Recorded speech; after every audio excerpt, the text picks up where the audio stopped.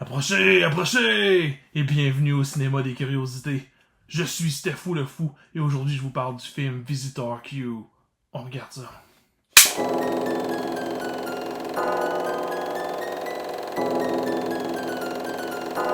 Where am I? Visitor Q est un drame d'horreur et de comédie satirique extrêmement noir qui est japonais et qui est sorti en 2001.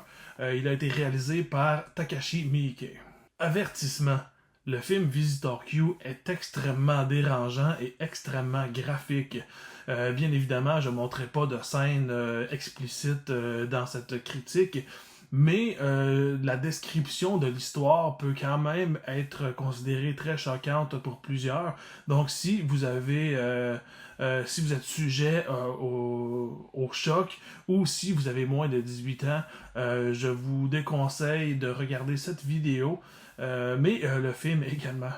Le film commence avec un homme en complet cravate dans une pièce avec une prostituée. On comprend assez vite que l'homme est en fait le père de la prostituée et que celle-ci insiste pour une séance. Malgré le fait qu'il démontre un peu de culpabilité, il accepte, mais après une éjaculation précoce, sa fille se moque de lui et double le montant d'argent qu'il s'était entendu. L'homme erre un peu dans la ville quand un inconnu, l'étrange visiteur, remarque sa présence. Il prend une roche et le frappe à la tête. Après, nous entrons dans la maison familiale pour y voir la mère de la famille avec des blessures aux mains. Elle fait un casse-tête tranquillement quand le jeune fils de la famille émerge en cassant tout et frappe sa mère avec un bâton parce qu'elle ne lui a pas acheté la bonne marque de brosse à dents. Elle hurle et implore qu'il ne la frappe pas au visage. Après l'avoir violemment battu, il monte à sa chambre quand des feux d'artifice émergent à l'extérieur et brisent sa fenêtre. On comprend alors que le jeune fils est intimidé par 3 délinquants. On apprend ensuite que la mère se prostitue pour subvenir à son besoin d'héroïnomane. Dans ce contexte de cette famille ultra dysfonctionnelle s'impose le visiteur. Il rejoint la famille sans raison et dit à celle-ci de ne pas se laisser influencer par sa présence et de continuer leur routine. On voit vite que chaque membre de la famille se fout un peu des autres, mais la présence du visiteur commence à changer les membres de la famille. Vraiment pas pour le mieux, mais disons pour une réconciliation très perverse. Tout d'abord, parlons du réalisateur. Takashi Miike est probablement le réalisateur le plus prolifique du monde. Dans sa période la plus productive, il sortait environ 6-7 films par année, ce qui est assez intense. Ici, mettons, au nord de l'Amérique, normalement, un réalisateur sort un film aux 2-3 ans si vraiment il n'arrête pas de travailler. Donc, ça donne une idée de à quel point ce gars-là, il travaillait. Il est reconnu pour son style très provocateur, utilisant la violence extrême, les tabous sexuels et tous les excès imaginables. Il a environ 125 films à son actif, ça entre 1991 et 2025. Puis ça, c'est en termes de réalisateur parce que il a scénarisé quelques films, il en a produit d'autres, il a joué aussi comme acteur dans certains films. Donc, disons qu'en bon québécois, il lâche pas la patate. Je dirais que ses films les plus reconnus mondialement sont les films Audition, Ichi the Killer, la trilogie Dead or Alive, Happiness of the Katakuri et le film 13 Assassins. Il a fait un des courts-métrages présents dans le film anthologique Tree Extreme. Ça, c'était un film, dans le fond, qui combinait 3 courts-métrages. Un réalisé par Fruit Chan, qui était un réalisateur chinois. Il y avait un film de Park Chan-wook, qui est coréen. Et on a le film Box, réalisé par Takashi Miike. Il a participé également à la première saison de la série télé américaine Master of Horror, qui était une série créée par Mick Garris, et dans le fond que ça constituait le fait de réunir les plus grands réalisateurs de l'horreur et de leur faire réaliser une espèce d'épisode d'une série, mais dans le fond rien n'était connecté. Dans le fond c'était comme chacun, j'appelle ça un moyen métrage parce que c'était environ 45-50 minutes par épisode. Donc on avait des épisodes de John Carpenter, Dario Argento, des gros noms comme ça, Stuart Gordon était là, et il y avait un épisode réalisé par Takashi Miike. Par contre, on lui avait promis une liberté totale, et dans le fond, il a fait un film comme il aime les faire, donc bien intense. Et en fait, le film, son film qui s'appelait Imprint a été jugé trop intense et dans le fond a été censuré. Il n'a pas passé à la télé. Il a été sorti dans l'édition DVD, mais justement il n'a pas passé à la télé. Et Takashi Miike a dit qu'il avait été déçu par cette expérience. Donc ici, on a vraiment un réalisateur qui aime repousser les limites. Le film Visitor Q doit son existence aux producteurs Reiko Arakawa et Susumu Nakajima. L'idée était de prendre 6 réalisateurs et leur faire réaliser un film qui serait straight to video. Donc des films qui ne passent pas au cinéma, mais qui sont faits uniquement pour sortir en version physique comme le VHS, le DVD ou le Blu-ray. Donc les 6 films avaient pour thème Love Cinéma et étaient faits pour explorer les possibilités du cinéma digital à très petit budget en utilisant très peu de matériel et la lumière la plus naturelle possible. Honnêtement, je pense pas que les producteurs avaient en tête que Miike allait leur sortir un film aussi extrême que ça, surtout avec le thème de Love Cinéma. Visitor Q a été tourné en seulement 7 jours, donc c'est quand même un tournage très rapide. Donc, par où commencer?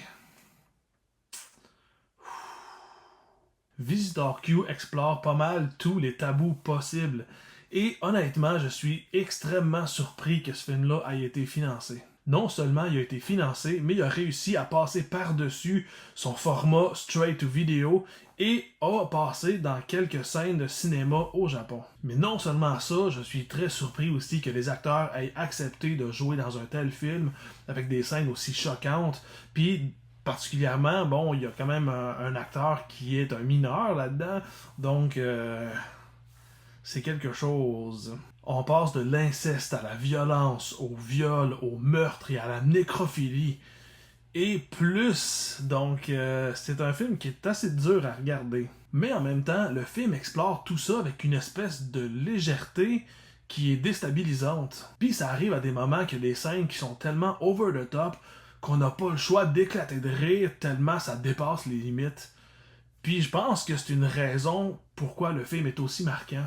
On sait pas vraiment comment réagir à certains événements parce que on s'attend vraiment pas à y être confronté aussi brutalement, graphiquement, mais aussi réalistement. Parce que le film utilise clairement une espèce de logistique de documentaire / réalité TV. Et le fait d'avoir filmé ça justement en digital, avec des éclairages très naturels, puis même des images DV qui sortent carrément de la caméra des personnages, ça fait comme rajouter une touche réalité qui est comme dérangeante. Comme par exemple, le père est un journaliste télé qui a été humilié publiquement. Et en fait, il utilise sa caméra pour filmer son fils se faire tabasser par les délinquants. Puis on voit souvent les scènes tirées de sa caméra. Puis ça crée une espèce de voyeurisme super malsain, mais qui fit dans la thématique du film. Alors oui, le film est choquant, mais en même temps, il devient assez hypnotisant dans ce contexte-là.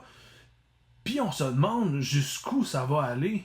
Puis on se demande aussi dans quel but on voit ça. Pourquoi faire un film aussi trash? Parfois, il y a certaines scènes qui arrivent, puis là, on se demande justement pourquoi ça arrive, puis qu'est-ce que ça veut dire? Est-ce que le film veut nous dire quelque chose par des symboles, puis qu'on les comprend pas? Par exemple, il y a une scène où la mère de famille rentre à la maison et découvre des morceaux de casse-tête l'amenant à sa chambre. Les morceaux de casse-tête sont disposés partout autour de la photo de sa fille. Visitor Q est là et il l'invite à s'asseoir sur le lit et la serre dans ses bras. Après, il enlève la veste et le soutien-gorge de la mère et commence à tripoter les seins de celle-ci. La mère adore ça et tellement qu'elle commence à produire du lait. Et le lait commence à revoler un petit peu partout et beaucoup de ce lait-là tombe sur la photo de sa fille. À première vue, c'est assez fucked up de voir ça. Parce que on n'est pas habitué de voir ça dans des films. Puis, même si c'est un processus naturel, c'est quand même tabou. Puis surtout, quand tu penses que le film est sorti en 2001. À ce moment-là du film, la plupart des gens éclatent de rire parce que c'est tellement un truc qui est inattendu, qu'on voit jamais, qu'on s'attend pas à ce que ça va arriver. Puis en même temps, tu sais, c'est très graphique avec des gros plans, puis qu'on voit tout. Et ça paraît vraiment fucking gratuit. Mais est-ce que ça l'est vraiment? Oui. Mais en y repensant, puis en essayant de se demander pourquoi, en essayant d'analyser le truc, on peut en arriver à une réflexion du style c'est une métaphore de la guérison maternelle. Elle fait comme retrouver une espèce de place nourricière, tu sais, maternelle. Elle reprend le contrôle de sa vie, elle devient une figure protectrice, puis elle va se reconnecter émotionnellement parce qu'à partir de ce moment-là dans le film, elle va changer drastiquement de comportement, elle va devenir une femme forte qui prend sa vie en main, mais qui aussi fait face aux gens de sa famille qui sont très, très dérangés. Comme je disais plus tôt, elle va pas devenir une bonne personne parce que elle et la famille vont continuer de s'enfoncer dans la perversité. Mais les liens familiaux vont commencer à se ressouder. Donc, aussi dingue que ça puisse paraître, les scènes de transgression extrême ne sont pas totalement gratuites. Elles vont servir de contexte à la décomposition et la reconstruction d'une famille. Parfois, le film va utiliser ses cadrages et sa mise en scène pour accentuer le fait que cette famille-là est totalement séparée les uns des autres. Autant dans un plan où les murs les séparent carrément dans l'image, que des scènes où la violence arrive à un personnage et que les autres ne font absolument rien pour l'aider. Que cette violence quotidienne est banale et s'inclut dans la normalité. Les thèmes que Miike utilise dans ce film-là sont généralement la pression familiale, la réussite scolaire, l'obsession médiatique de la violence et la télé-réalité, la honte, la perte d'identité. C'est une critique du Japon contemporain de 2001. C'est un exercice de cinéma radical et j'ai pas l'impression qu'il a été fait pour être aimé, mais plus pour être confrontant et être analysé. Il utilise la violence comme thérapie extrême, puis c'est un autre truc qui peut être considéré comme controversé, parce que la violence conduit à la renaissance dans ce film-là. C'est pas la douceur qui répare la famille, c'est le choc absolu. Et le film devient une espèce de paradoxe optimiste pour que la famille, malgré l'horreur, retrouve une forme d'unité. Mais certains vont me dire que c'est de la suranalyse et que le film est choc pour être choc et pas plus. Ça se peut. On y trouve peut-être ce que l'on cherche. Moi, j'ai choisi de le voir comme un excellent film de transgression, bien réfléchi, qui laisse personne indemne, un genre de cinéma expérimental et viscéral. Mais c'est clair que le film peut être pris au premier degré et que les gens puissent le visionner uniquement pour sa valeur justement excessive et graphique.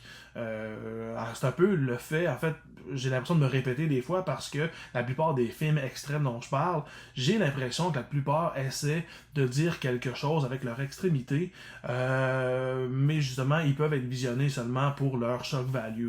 Donc, comme je disais plus tôt, chacun y cherche et trouve ce qu'il veut voir. C'est pas vraiment le meilleur film de Takashi Miike selon moi, mais ça reste un incontournable autant pour les fans de Miike que pour les fans de cinéma weird, étrange et curieux.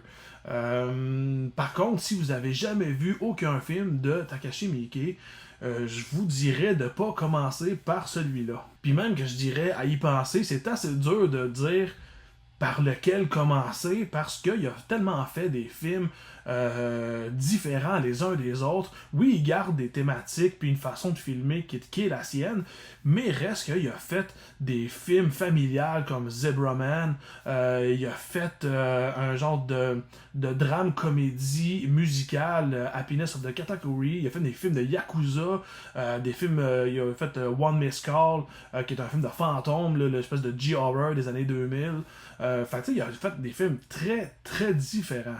Mais je pense que peut-être de faire une soirée cinéma en regardant Audition et Ichi the Killer back-to-back, Ça peut donner une espèce d'idée globale de ce qu'il fait, mais encore, comme je dis, il a touché à des trucs beaucoup plus familiales, des fois même juste dramatiques. Il a fait des films de période, dont les films de samouraï, un film qui s'appelle Sabu aussi, que j'ai beaucoup aimé. Donc, c'est un cinéaste à explorer. Visitor Q a aussi été vraiment comparé au film italien Théorème de Pier Paolo Pasolini. Les deux films parlent d'une famille dysfonctionnelle, d'un étranger qui arrive et les change un par un, mais à part le fait que l'histoire de base est similaire, les deux ont une approche assez différente. Là où Pasolini est comme un petit peu plus minimaliste, avec des longs plans fixes, avec une esthétique plus classique, Mickey a une approche vraiment home movie, caméra qui shake, du chaos visuel. Chez Pasolini, c'est plus psychologique, mystique et onirique, voire même méditatif. Mais Mickey est extrême, grotesque, satirique et absurde. La transformation chez Pasolini, c'est plus psychique et spirituel, alors que Mickey est très corporel et grotesque.